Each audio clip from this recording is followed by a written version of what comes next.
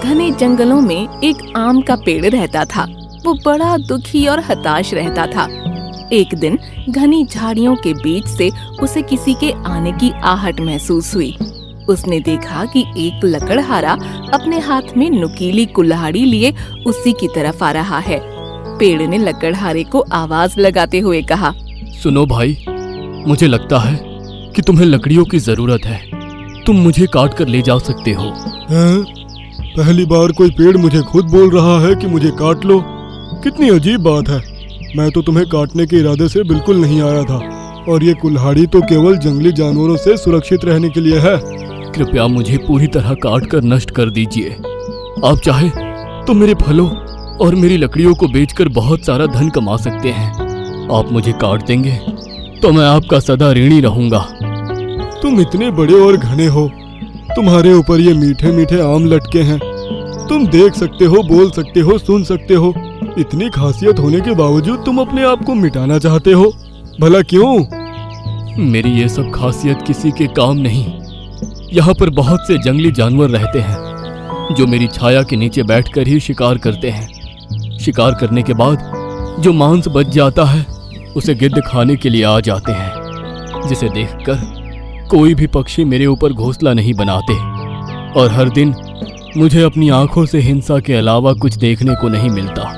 ना ही मैं किसी भी पक्षी को बचाने के लिए उसकी मदद कर पाता हूँ। पेड़ तो परोपकारी होते हैं, पर मैं अपने धर्म का पालन नहीं कर पा रहा हूँ, इसीलिए मुझे काट दीजिए।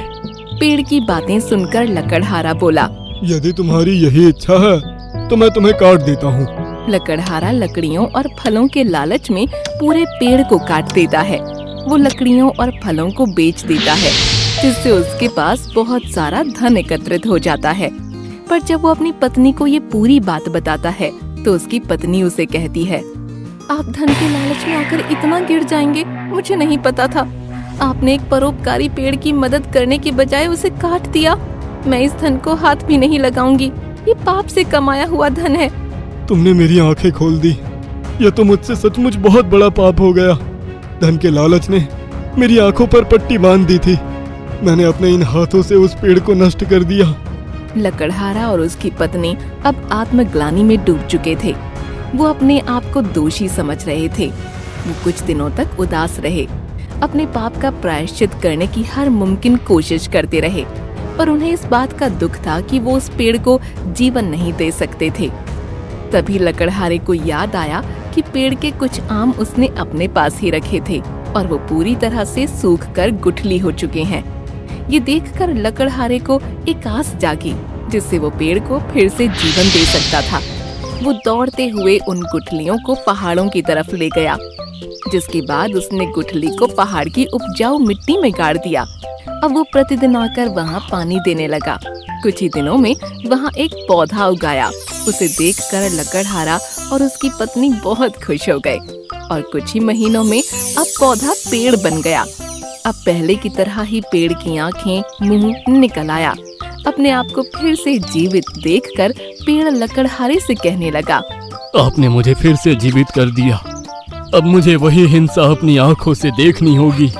ये सुन लकड़हारे ने पेड़ से कहा, अब तुम्हें किसी भी तरह की हिंसा देखने को नहीं मिलेगी। मैं तुम्हें पहाड़ों पर ले आया हूँ। अब यहाँ पर दूर दूर तक कोई जंगली जानवर नहीं है, और यहाँ पर बहुत सारे पक्षी भी हैं जो हर पल तुम्हारे मित्र बनकर तुम्हारे साथ रहेंगे, और बदले में तुम उन्हें यहाँ से खड़े होकर हर इलाके के मौसम की जानकारी देना। पेड़ ने लकड़हारे को धन्यवाद दिया। लकड़हारा और उसकी पत्नी भी अपने पाप से मुक्त हो चुके थे। बहुत पुराने दिनों की बात है। एक घने जंगल में दो पेड़ आसपास खड़े थे। एक था आम का पेड़ और एक था बादाम का पेड़। आम का पेड़ स्वभाव से हंसमुख और विनम्र था। वह चिड़ियों को अपनी शाखाओं पर बैठने देता, घोंसला बनाने देता और ताजे रसीले आम खाने को देता। वह चलते मुसाफिर को शीतल छाया देता और आंधी आती तो डट कर खड़ा रहता। परंतु बादाम का पेड़ बिल्कुल भी उदार नहीं था। वह हमेशा अपनी शाखाओं का ख्याल रखता था। वह बहुत अधिक अभिमानी था कि वह ज्यादा ऊंचा है और ज्यादा हरा भरा भी। उसने कभी भी किसी पक्षी को अपने ऊपर बैठने नहीं दिया।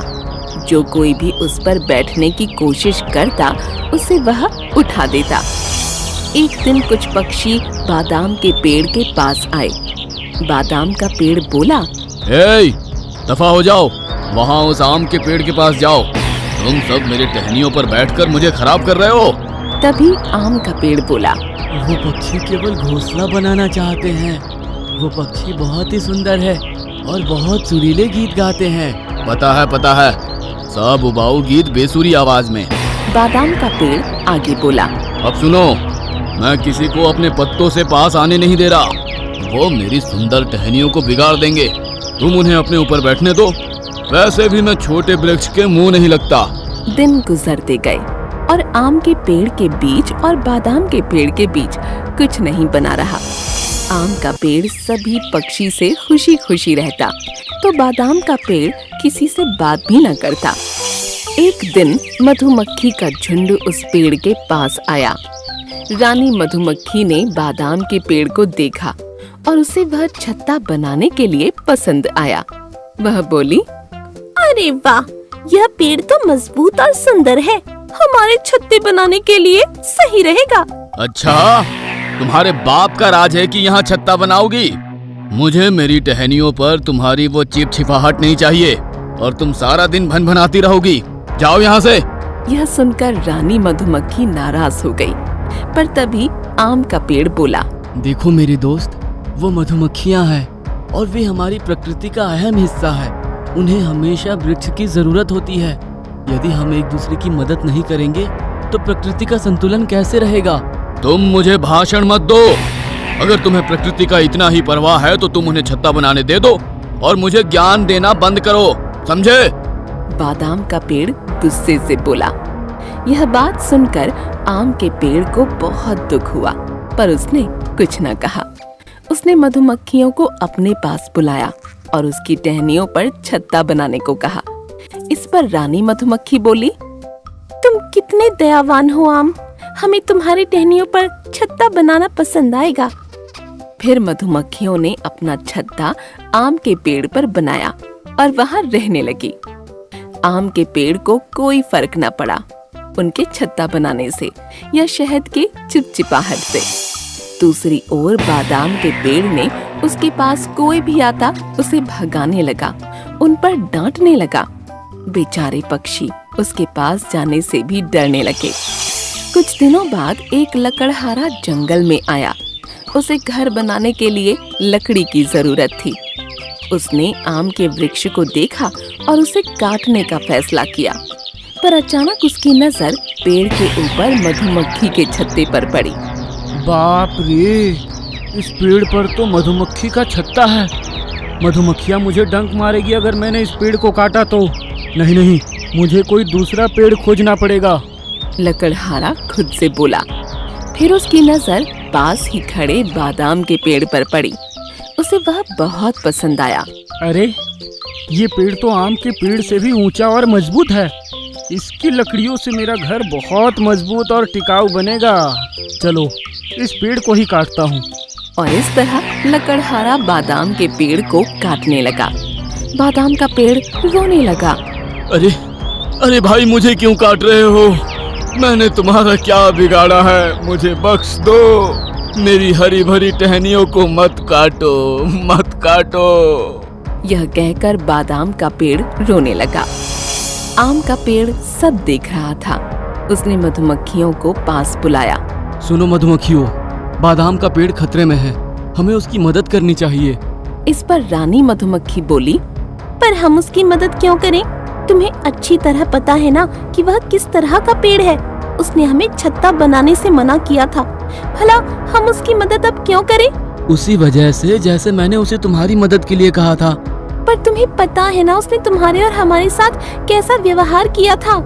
यदि उसने खुद पर मधुमक्खियों का छत्ता बनाने देता तो शायद आज वह बच जाता।